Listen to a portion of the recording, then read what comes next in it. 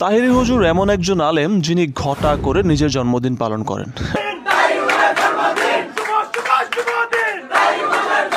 অন্যদিকে জন্মদিবস পালন করা সম্পর্কে শায়খ আহমদুল্লাহ কি বলে দেখুন। একজন মুসলমান তিনি জন্মদিবস উদযাপন করবেন না, কারণ জন্মদিবস উদযাপন করা এটা পেগানদের থেকে এসেছে।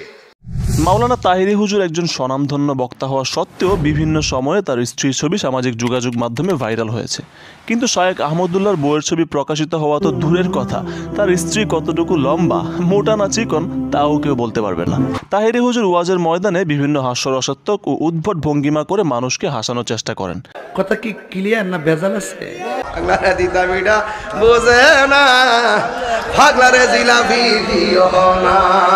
এদিকে আপনি যদি এই হুজুরের দিকে খেয়াল করেন তাহলে বুঝতে পারবেন একটা মানুষ কোন পর্যায়ে সভ্য, ভদ্র ও মার্জিত হতে পারে।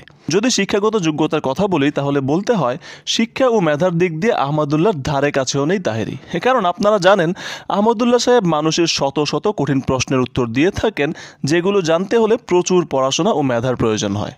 ইমাম সাহেবের বয়স ৪৫, এখনো বিয়ে করে নাই, তার পিছনে নামাজ পড়া যাবে কিনা? আর তাহিরি সাহেবের যোগ্যতার কথা নাই বা বললাম, প্রশ্নের উত্তর দেওয়া তো দূরের কথা, ওয়াজে তার বেশ খানিকটা সময় কেটে যায় কিছু গজল আর পাগলা সঙ্গীত পরিবেশন করে। কলবে কলবে মিলনা হইলে আওয়া মুর্শিদ। তাছাড়া তাহিরি হুজুর মাঝে মধ্যে মিথ্যা কথা বলেন। সেদিন কাজী নজরুল ইসলামের এক কবিতা নিজের নামে চালিয়ে দিলেন। আজকে একটা গজল লিখছি, রাসূলের অপমানে যদি কাঁদে না তোর মন, মুসলিম নয় মুনাফিক তুই রাসূলের দুশমন। আজকে গাড়িতে বসে লিখছি, একটা কলি লিখছি। উনি নাকি লিখেছেন এই কবিতা? আরে ভাই, এই মোবাইল ইন্টারনেটের যুগেও এভাবে কেউ ধরা খায়? মাওলানা গিয়াসউদ্দিন আত-তাহিরি ওয়াজের ময়দানে বসে প্রায় সময়ই শ্রোতা মণ্ডলীদের সাথে ঠাট্টা মশকরায় মেতে ওঠেন এবং এতে করে ওরা মাইন্ড করলো কি করলো না সে ব্যাপারে ভ্রুক্ষেপও করেন না। এই ব্রাজিল, এই এই এই এদিকে এদিকে, ওই যে ছোট্ট একটা বই রিসোর্ট, ওঠ বলো ওয়াজ যে করছি গাউসে পাকের পীরের নাম কি কও? পক্ষান্তরে মাওলানা আহমদুল্লাহ কখনোই অহেতুক ঠাট্টা মশকরা করেন না এবং খুবই বিনয়ের সাথে মানুষকে ট্রিট করেন। রাগারাগের কিছু না, ভাইকে আমি রাগ করেছি, আমি ভুল করেছি, আমাকে মাফ করে দিয়েন, আপনার সাথে জোরে কথা বলা হয়ে গেছে।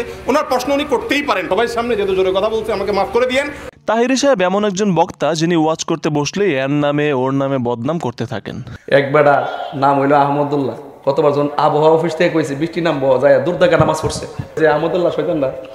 তোর কলিজা কথা বড়, এই ফাড়া। আরেকটা আছে মুজাফফর বিন মহসিন, এরও আজকে বাপডা হামু।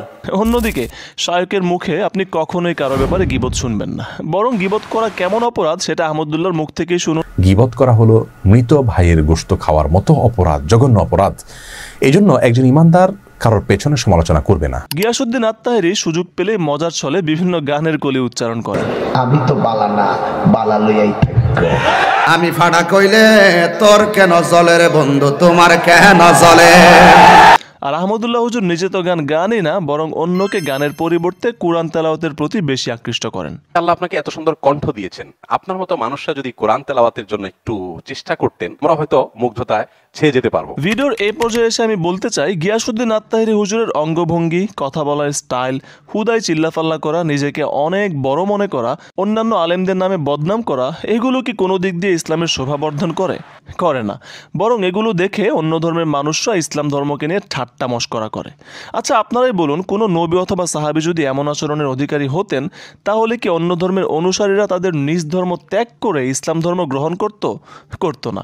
কারণ তাহিরি হুজুরের মতো কিছু বক্তা ইসলামটাকে হাসি ঠাট্টার জায়গায় নিয়ে গিয়েছে। তাহিরি হুজুরের প্রতি ঘৃণা নিয়ে নয়, বরং শ্রদ্ধা ও ভালোবাসা নিয়ে বলতে চাই, আপনি ফিরে আসুন, সুপথে ফিরে আসুন। সুশীল শোভনীয় শব্দ সমষ্টি উচ্চারণের মাধ্যমে নম্র ভদ্র বাচনভঙ্গির কৌশল খাটিয়ে মানুষকে হেদায়েতের পথে ডাকুন, সেটাই হবে আপনার জন্য সর্বোত্তম পন্থা।